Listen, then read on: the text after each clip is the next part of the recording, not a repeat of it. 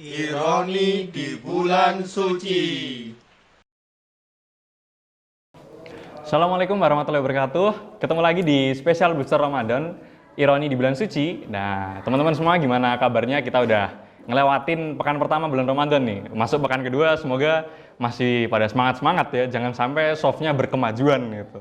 Jadi lebih dikit daripada yang awal-awal. Saya semangat-semangat, begitu pekan-pekan berikutnya jadi tambah lesu gitu.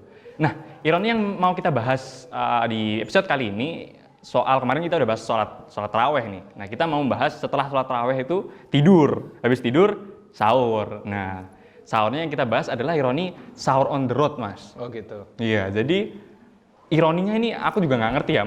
Usul dari ini nih, dari tim sahur on the road. Jadi ironinya sahur tapi malah tawur gitu, Mas. Oh. Kirain sahur tapi malah taruh. Taruh. Kenapa sepertiga malam terakhir taruhnya? Boleh. Anti mainstream boleh. kan? Sangat anti mainstream.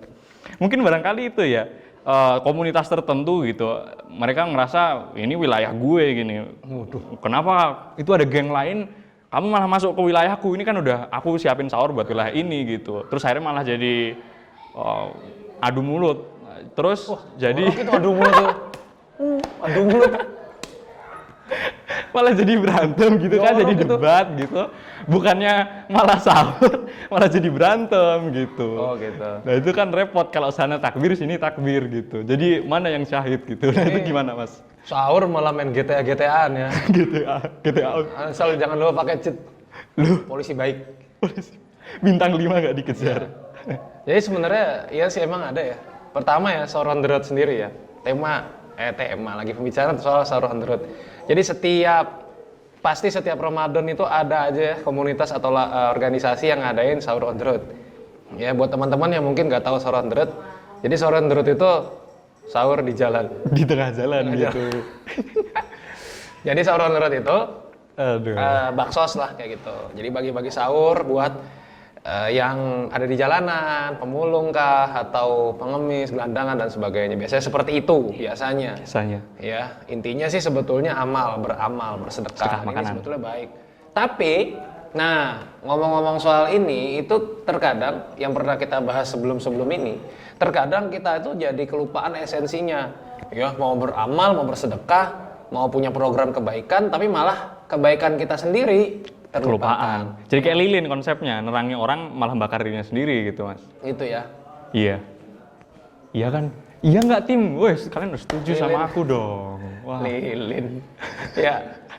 Jadi karena badan dia kayak lilin nih. Waduh. Ya. Jadi seperti lilin menerangi gue. Jadi seperti kita tuh terkadang jadi larut dalam euforia, kesenangan, rame-rame, tapi akhirnya amalan kita justru terbengkalai.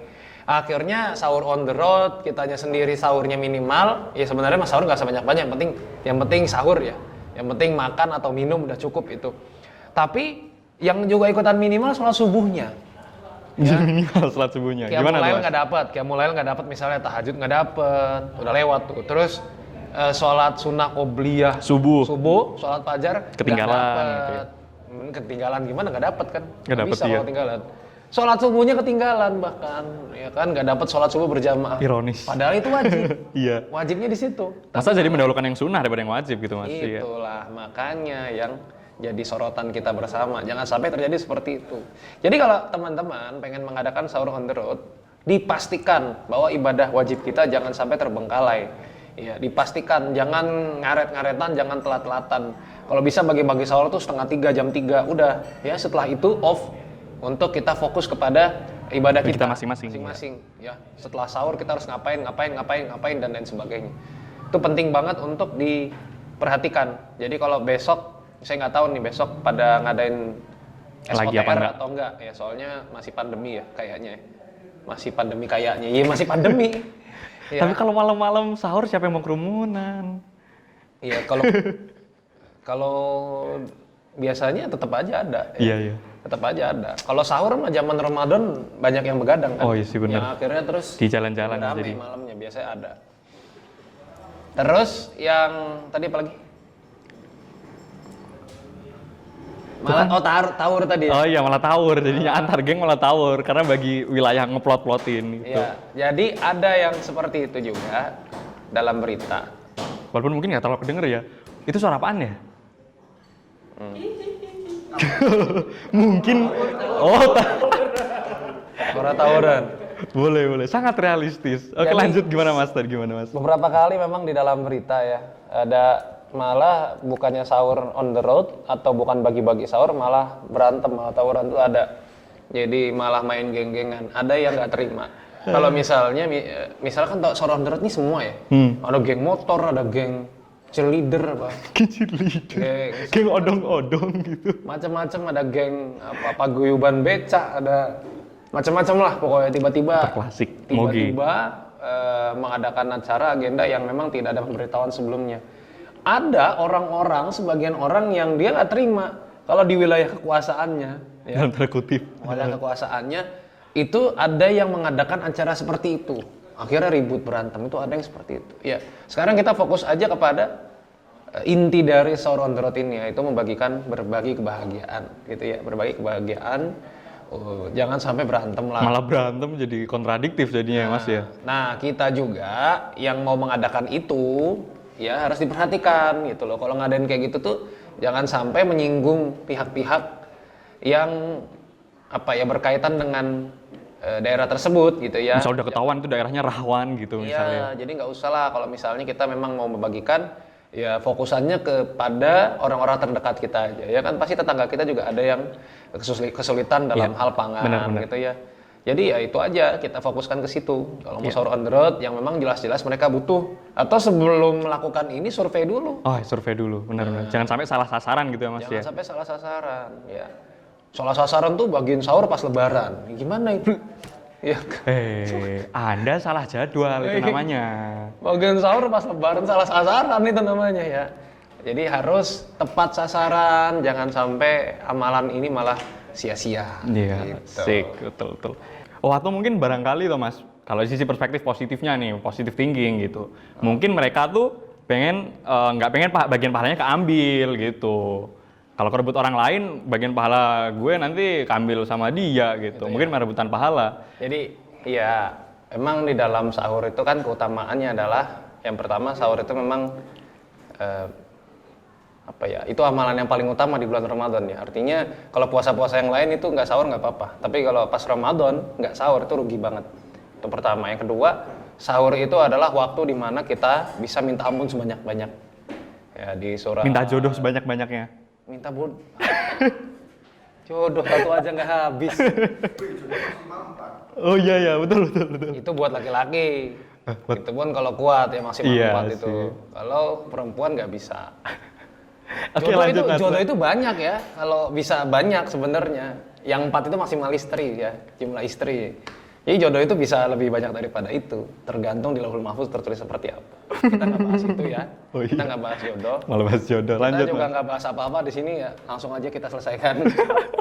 Ya, jadi itu pertama, keutamaan sahur. Yang kedua, di dalam sahur itu, di dalam waktu sahur itu ada waktu di mana kita bisa meminta ampunan sebanyak-banyaknya. Di surat Ali Imran ayat ke-16-17 ya. Di situ Allah sebutkan di ayat ke-17, di akhir ayat ke-17, wal mustaghfirin nabil ashar. Dan orang-orang yang senantiasa minta ampun di waktu sahur. Jadi memang di waktu sahur itu penuh dengan keberkahan. Ya. Di hadis tasaharu fa inna fis sahuri barokah. Ya, bersahurlah kalian karena sesungguhnya di dalam sahur itu ada keberkahan. Jadi jangan sampai kita menyia-nyiakan waktu sahur, baik yang sahur di rumah maupun sahur di jalan, baik yang sahur bersama istri maupun sahur jomblo sendirian. Bersama itu aja ya. Bersama guling. Jadi kalau soal tadi rebutan pahala ya nggak usah rebutan lah ya, di mana-mana banyak ya pahala itu ya. Bahkan di rumah sendiri aja kita bisa. Kalau misalnya rebutan pahala jadi ribut ya tadi Jadi nggak berpahala malah. Bukan rebutan pahala, itu rebutan pahala gitu ya. Gitu. Oke. Paha ayam mungkin maksudnya gitu loh. Karena kebetulan makan sahurnya paha ayam gitu. Ya udah itu dulu deh Mas kayaknya obrolan kita Ironi episode kali ini. Ironi apa yang kita bahas besok. Jangan lupa di subscribe channel Teras Dakwah, di like, share dan komen. Jangan lupa follow juga akun Mas Zaki @zaki_zr dan akunku @adika.pk. Stay tune terus. Terima kasih. Assalamualaikum warahmatullahi wabarakatuh.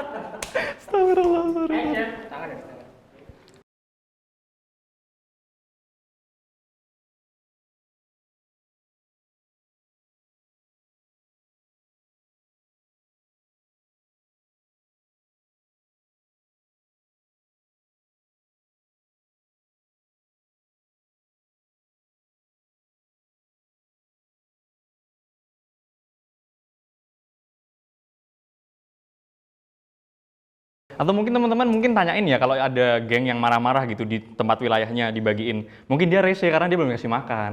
Kadang suka rese kalau lagi lapar Geng barangkali. SMA kali tuh, geng SMA. Siapa? Sebut, ayo sebut. SMA berapa ya, nggak tahu sih kalau geng SMA. Iya, sebutin.